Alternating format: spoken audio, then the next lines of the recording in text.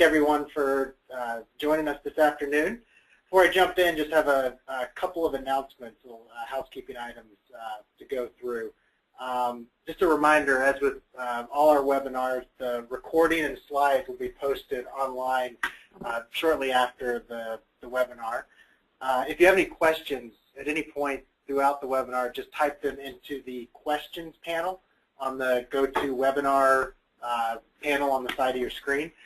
We've got someone with us who will be moderating those, and at the end we'll ask those questions. And then finally, just want to remind everyone about our newsletter, our quarterly newsletter. A lot of the topics covered here, as well as more, can be found in that. So if you're interested and not already signed up, please go to our website at www.ctcleanenergy.com. And if you click on the Contact Us Today or Contact Us Now link, you can sign up. So I just want to start with introductions. I'm Mackie Dykes. I'm the Chief Operating Officer of CEFIA.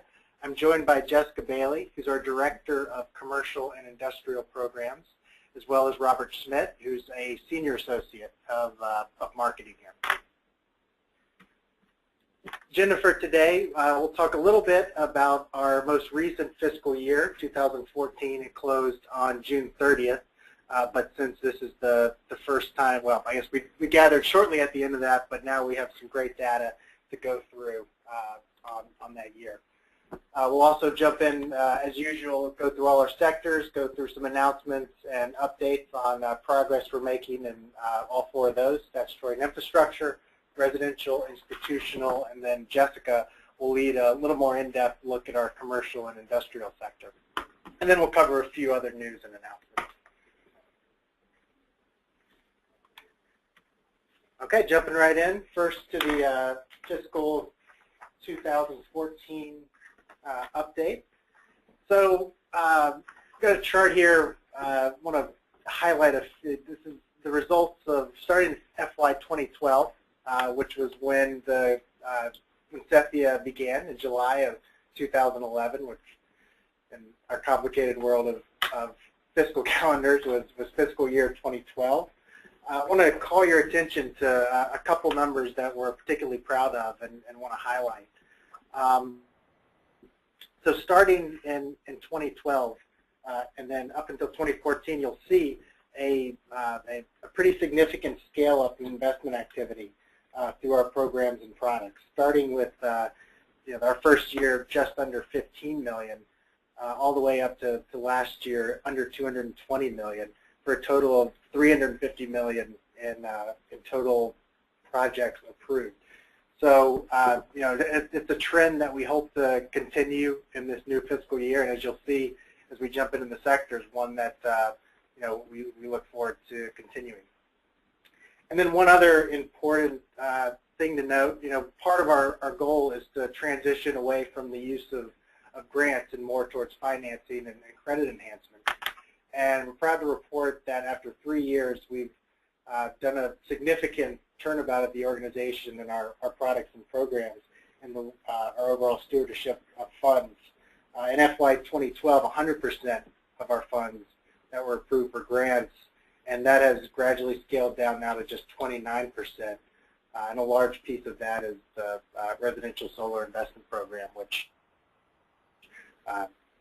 gives out incentives to homeowners to install solar, which, as we'll see in that sector update, just continues to take off. A couple other numbers worth noting here. We're seeing as the pipeline grows, that it's taking time for approved projects to move through the pipeline to actually close and complete. So you'll see the first red box, the $14.9 million. Those are approved projects. The number to the right, $14.2 million, that are actually closed and completed of that 14.9. That's FY2012. Most of those done. But when you look at FY2014, just under $46 million of the 218 are actually closed or completed. So, it's something we're focused on. A lot of these are big projects. Some of the anaerobic digester projects, and even with residential solar installations, are we're seeing as that demand grows, we're seeing a little longer time to install. So it's just something that we're monitoring and want to work with developers and installers to try to shorten that time. And just also worth noting, a lot of the statutory and infrastructure are a very mature market. It's contributed most of the projects that we see in FY2014. Actually, let's look at the total. $300 million come from the statutory and infrastructure sector, and our residential, commercial, and industrial and institutional sectors really beginning to grow. And as those financing products there ramp up, we're starting to see increased growth. But we'll cover a lot of that in the sector updates. Moving away from dollars and projects, we'll look at some of the benefits that this over $350 million of investment has brought to Connecticut. You're looking at job estimates in terms of direct jobs, just under 1,400 jobs. Indirect, just under 2,500 jobs.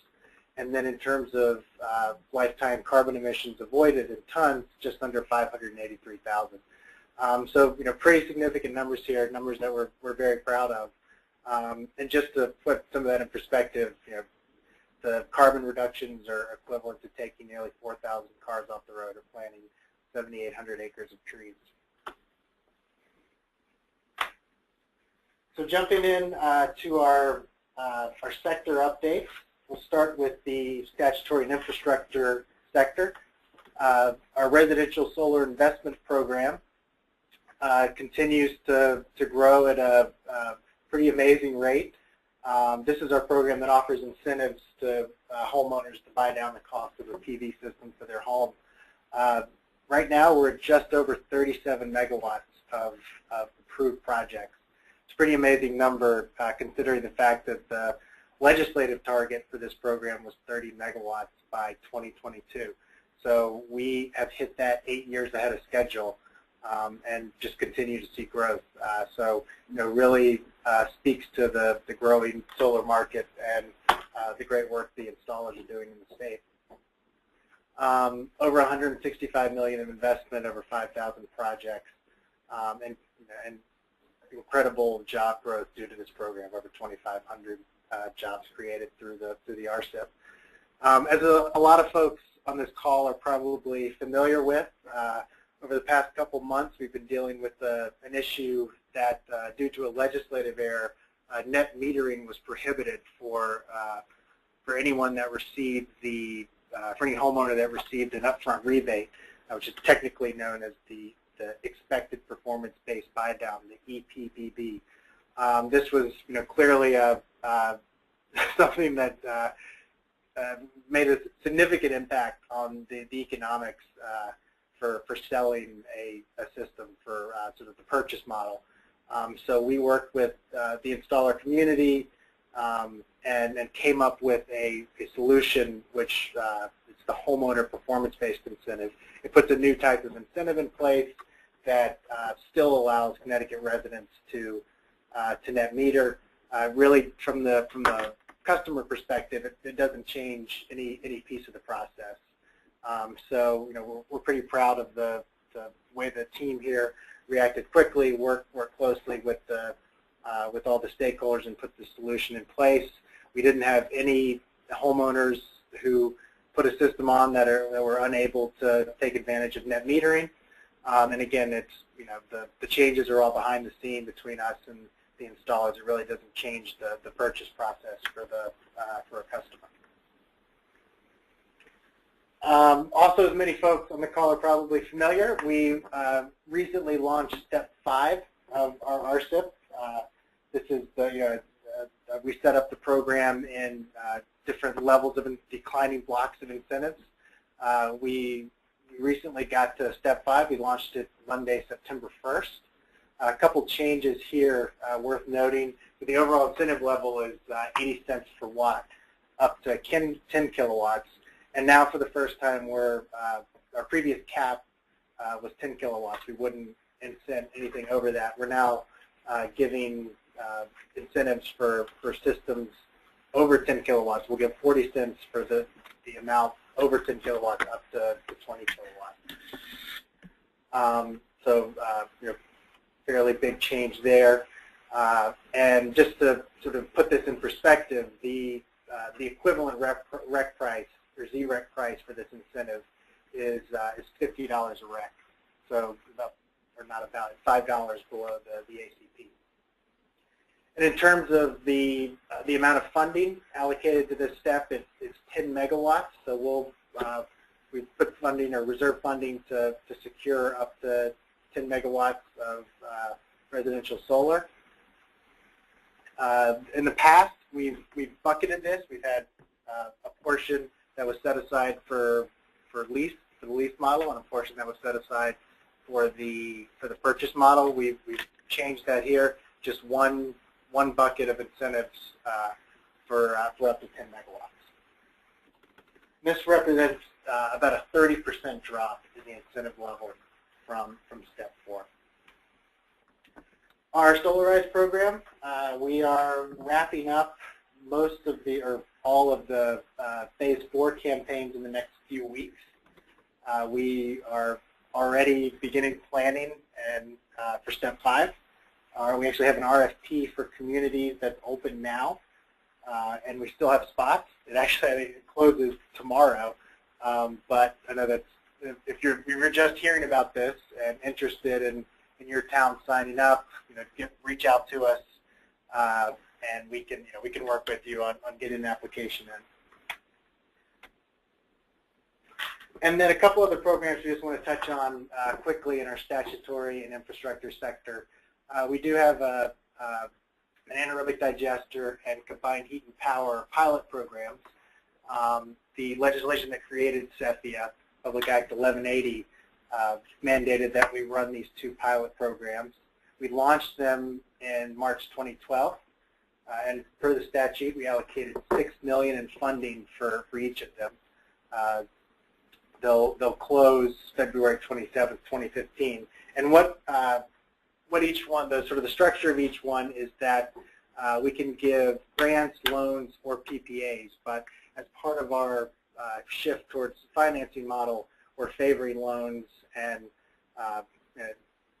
are working with any developer that puts a project in to try to make that the better option for this program.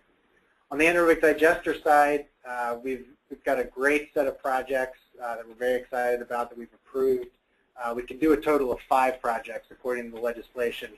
We've already approved 4 of those, just under 6 megawatts, and 14 million of CEFIA capital into those, and they're attracting just over 60 million in private capital. And we've got a pipeline of projects built up to find that final one. And then our combined heat and power program, we've awarded $1 million in grants to 4 projects, just under 4 megawatts. And for the remainder of the funding, we're focusing on supporting DEEP's microgrids program and critical facilities.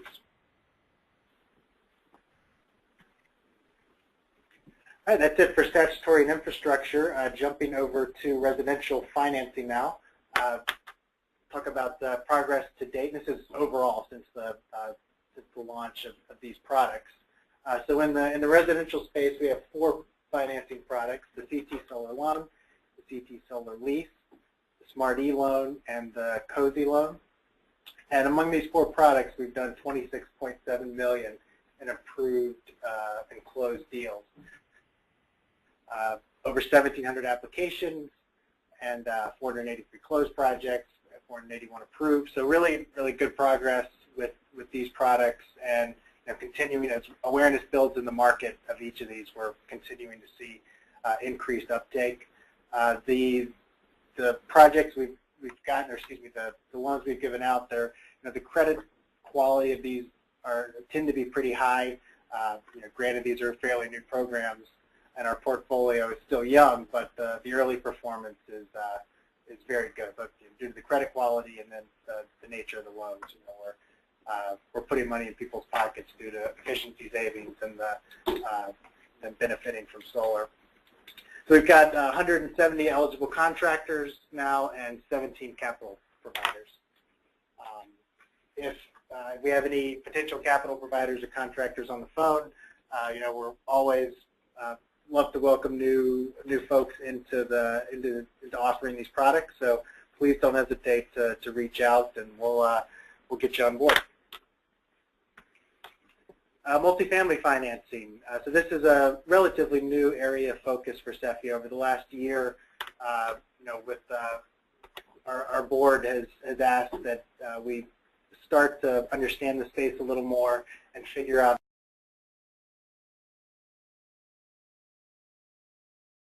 the incentive is dropped. We are keeping the price the same, so you won't see any changes there.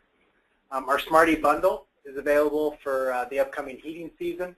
This bundle is, if you're not aware of it, please, there's a link here on the slide to our website, or you can just go to Energize Connecticut and go to the Smarty page and learn more about the bundle. But we have rates as low as 2.75 to 2.99% for qualifying bundles, and that's a mix of gas conversions, high efficiency heating, insulation, ductless mini splits.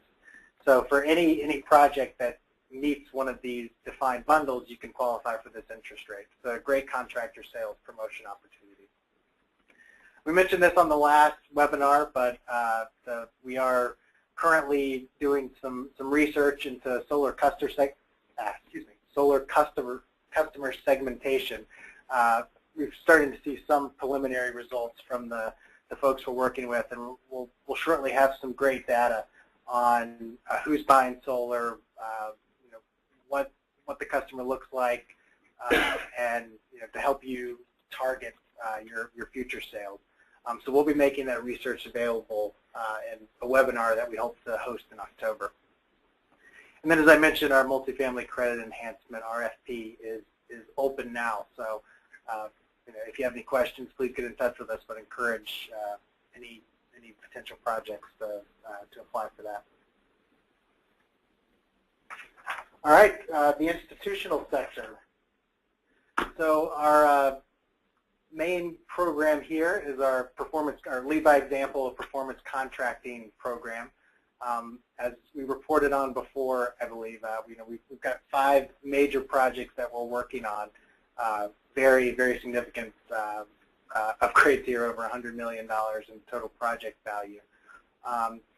We recently conducted an RFQ to private capital lenders to provide the financing for the state agency projects. We had a great response to that, and we're currently evaluating those and hope to be moving forward soon.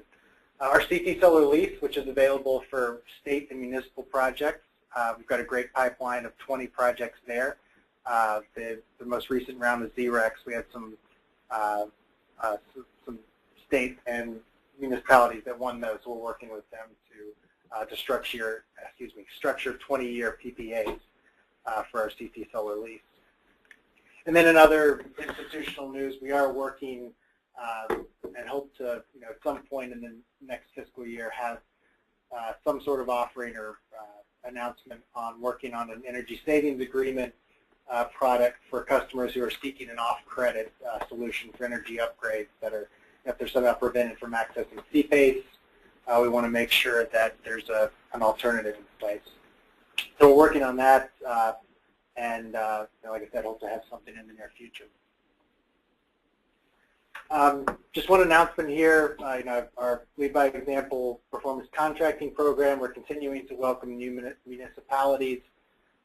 We bring significant value on both the technical support side, securing financing, as well as a standardized procurement and contract process that folks at Deep and here put a lot of work into to make it as easy as possible and do a lot of the developing contracts and whole process to make it easy for you. So if you're interested in that, please reach out to us, and we'll be excited to work with you on your project. All right, commercial and industrial. I'm going to quit talking here for a little bit and turn it over to Jessica Bailey, who's our Director of Commercial and Industrial Programs, to give this sector update.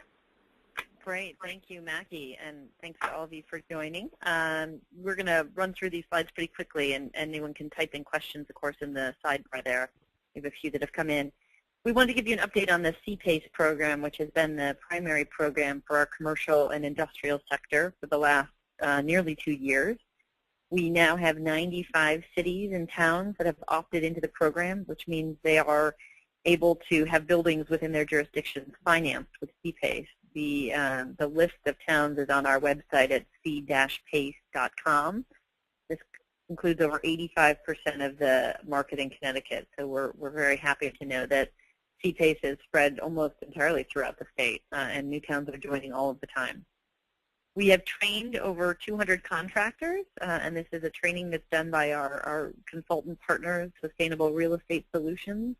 They are the technical review team that is tasked with evaluating all the projects for financing, and so they run a training session for contractors to get registered and to understand how to use CPACE financing to grow their businesses, to grow the projects that they're already doing, and what we're looking for by way of applications that will yield approval. If anyone's interested in joining those trainings, we set them up kind of on an ad hoc basis now. When we get a critical mass, we'll put one together. So please email me. My email address will be at the end of this presentation, and again, it's Jessica Bailey. We've got 25 different mortgage lenders around the state that have provided lender consent. One of the reasons PACE financing is an attractive financial tool is because of the senior lien status that it has. One of the statutory requirements that we have is to get banks to sign off on these deals. And we have been working very closely with banks around Connecticut and nationally, and we've got 25 different banks that are comfortable with this structure and have provided consent to projects. As of today, we have $44 million in deals approved. We had a meeting earlier today, which is just tremendous growth for us. We've seen in the first 6 months of this year double what we saw the entirety of last year. So we continue to see real growth in this program, and we really have kind of limitless capital available for this. So for any of those of you on the call that are thinking about potentially submitting a project, we'd encourage you to do so. The projects that we're seeing are saving between 40 and 50% in energy consumption. So we're really seeing what we think of as deep energy upgrades. And this is great for us because one of the things that we do at the Green Bank is we look at, for each dollar that we put into a project, how much energy savings is generated. So the deeper the project, the better that math works out for us. And then finally, we've sold our first tranche of deals, the first $30 million of deals that we completed. We've sold to a capital provider, so we've been able to recycle our capital. And as I mentioned earlier, we have put this structure in place that will really allow us to continue to finance CPACE transactions with vigor, if you will. We really don't have any capital constraints on this, so the more projects we get in, it just means the faster we'll turn around these sell downs. So that's a very good signal from the capital markets. Great, thanks, Jessica. Then if I could just jump in real quick to run through, I want to highlight just one area of CPACE activity that we're seeing, the CPACE plus ZREC. So most folks are probably familiar with the ZREC PV program run by DEEP in the utilities. So we have a number of projects, 8 medium, 1 large, that have gone in with CPACE financing and competed for the ZREC. And just want to highlight the fact that we're seeing more competitive pricing for these projects that come in with CPACE, especially on the medium ZREC side. And that CPACE is helping ZREC to deploy more clean energy at lower cost. So really, a great tool and great combination for PV projects. And then to answer my own question, can CPACE lower the price needed for an LREC? We believe it can on some of the internal numbers we've run. So encourage any potential projects out there who are interested in trying to make something work to reach out to us and see what we can do there. Jessica, can I turn it back over to you? Yeah, please do. Sure. So we're going to show you just 2 very quick, I promise they're quick clips. And we call these our pace-setter videos. They're really case studies of projects that have recently been completed in the CPACE program. They are available on our website at c-pace.com. we think of them as good marketing tools, and we encourage anyone who's interested to use them in their sales pitch to building owners. And we find in our conversations with building owners, one of the best ways to get them to take action is to show them others like them who have taken action. So with that, we'll run the film. Right now we're at 865 Main Street in downtown Bridgeport. We started our company in 2007 and purchased this building in November of 2008. We knew that the operating expenses were high. There was actually a gap between the side of the window and caulking, and you could actually slip a piece of paper through. We were taking the typical approach by making our list and saying, here's everything that we need to do at this property. What do we want to do over the next 5 years, and what can we just kind of push to the side and live with? The C-PACE financing allows us to address it in one fell swoop. Having the C-PACE program specifically here, yes, we do, we can get it done. We can get it done at the right cost and the right level of financing, which kind of check all boxes to us. Anything that you did to your building that would reduce your utility bill was eligible, and that included the building envelope. And we thought, wow, is there any way that we can actually use this to replace all of the windows in an 11-story, 100,000 square foot building? And without the C-PACE tool to do that, we would have had to kick the can down the road, which I think so many landlords are used to doing.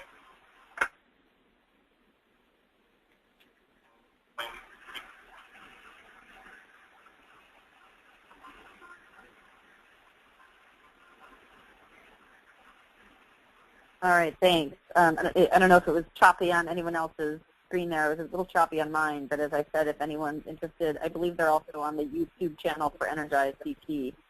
We've got one other that we'll show, and then we'll turn it back over to Maxie.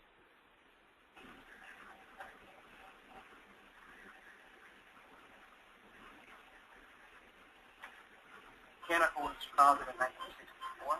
We started as a small plumbing repair company, and we are now employing just over 100 people.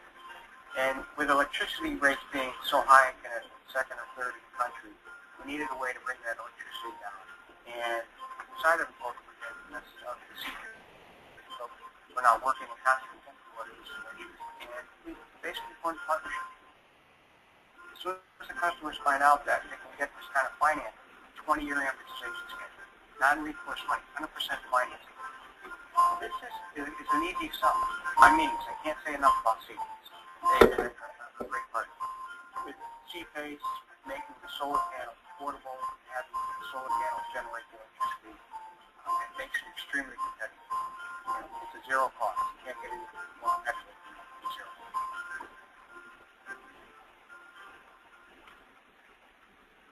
All right, thanks. And so as I said, those are videos. We've got a couple of others of different projects we've done. We showed those two because the first is sort of a deep envelope energy efficiency upgrade at a building in Bridgeport. The second is, of course, a solar project, and that building's in Hartford, to show a little bit of the diversity of projects that we're doing. We've got others in the queue, and all of them would be available to anyone who wants them. And the next slide here is kind of our announcement, which is where you'll find these videos. Our new website will be launching next week. That website will answer any questions that you've got about C-PACE, and will also have plenty of information that you probably didn't even know you wanted to know about C-PACE. So I'd encourage you to check that out. It is anticipated to launch next Monday, but it may look a little bit. So by midweek, you'll be able to go there and see whatever you need to see. And, of course, that's also where the application lives for building owners who are interested in financing, contractors who are interested in becoming registered. So with that, I will turn it over to Matthew. Great. Thanks for that C-PACE and C&I update, Jessica. Okay, just quickly turning to a couple other announcements. So we're very proud to welcome Kevin Walsh to the CEFIA Board of Directors. Governor Malloy recently appointed Kevin to our board. Kevin leads the GE Energy Financial Services Power and Renewable Energy Group, and is nationally and internationally recognized as a leader in clean energy finance. So we couldn't be happier to have someone of his expertise and experience on the board. So will really take us up a level in terms of where staff is pushed. So welcome Kevin. And then I apologize to, hope he doesn't feel slighted, but I didn't develop a slide for our new Director of Marketing. But we are also happy to announce that Craig Connolly has joined the team as the Director of Marketing. We've, over the last couple years, with the addition of Bert Hunter and the financing team, we've really, we feel like we've become a national leader in terms of green banks and clean energy finance innovation. And now with the addition of Craig, we're hoping to become a leader and plan on being a leader in marketing these clean energy financial products. So welcome him and glad to have him on board. Okay, that's it for the presentation. I'm sure we've got a list of questions here, so I'll turn it over to Robert to moderate these. All right, so we do have a few questions. If you did happen to type anything in while we had our slight blip in the presentation, please resubmit those because we might not have seen those. Question from earlier was regarding the EPBB and exactly what that was. Yeah. So the EPBB is the expected performance-based buy-down. It's essentially a technical way of saying an upfront rebate. So when a homeowner purchased a solar system for their roof, Cephia would give a rebate to the installer, which would lower the purchase price to the homeowner. Under the law that was passed, anyone who received that upfront rebate was not allowed to net meter. So we restructured our incentives to, instead of giving an upfront rebate, we're now giving a rebate that's based on performance over a 30-day period. So as opposed to getting it up front, which is the EPBB, it's now after a performance target is met after a short period of time. So that change enabled all homeowners to continue to receive the benefits of net metering. Great. Staying in the residential sector here, we had a question regarding the financing products. You outlined a slide with 4 products. There was the CT Solar Loan, the CT Solar Lease, and the Smart E Loan. And we're just looking for a little elaboration on the 4th product. That's our Cozy Loan. So yeah, we don't have a logo for it yet. We're actually undergoing a retooling of the loan with our partner, HDF. So Cozy is very similar to Smart E. It's essentially Smart E for folks who meet the income qualifications. So it allows one to finance all the same benefits that Smart E does. And as I mentioned, we're sort of working on a relaunch of the product with our partners at HDF. So that's why I didn't see a logo there, and hope to soon have more info on it and be back out in the market in a much bigger way with the Cozy one. Great. And also a residential-based question here is, what is the first step that somebody should take if they're trying to initiate a solar PV project for their home?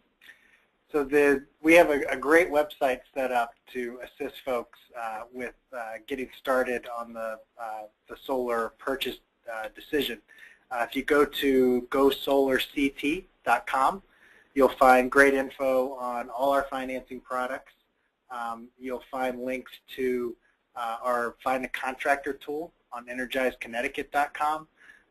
And once you've researched the financing options and learned a little more about solar from both GoSolarCT and EnergizeCT.com, then I would encourage you to find a contractor, use the tool to select a few, and get a couple quotes. Okay, changing gears here a bit to municipalities. The question is, what type of financing is available for solar projects in a municipality? What types of term length, and can ZRECs be used in that cash flow?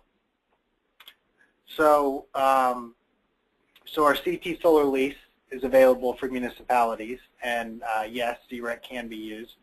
I believe so, and Jessica correct me if I'm wrong here, but I believe some town, you've seen some municipal buildings that are able to take advantage of CPACE. Is that right? That's right. It depends on the ownership structure, but it's not an impossibility, I shall say.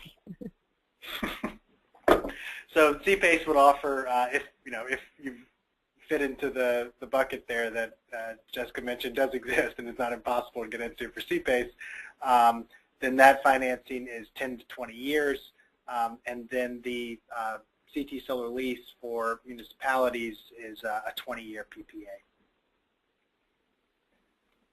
Great. So we mentioned 5 institutional projects, the state projects and the lead by example projects.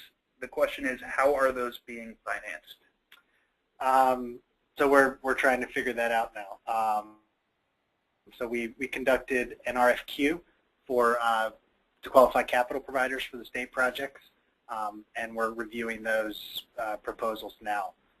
And then the municipal projects will be financed a variety of ways. Towns, the contractor, or throughout, or perhaps throughout our process.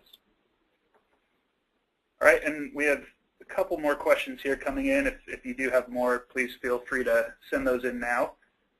Are there any grants for CT manufacturers or clean tech products to assist them in bringing their products to market, similar to what CT Innovations does? From Cephia, no, there is not. I was going to direct the questioner to CT Innovations, but it sounds like they're already looking there. When we made the transition to a green bank, we focused on providing financing for projects. So we no longer have any projects to support technology development. That's it for right now. That's it. Okay. Well, if you have any follow-up questions, please don't hesitate to reach out. And as I mentioned, the presentation along with all the links will soon be available on our website. So thanks everyone for joining, and look forward to talking to you at our next webinar. Thanks.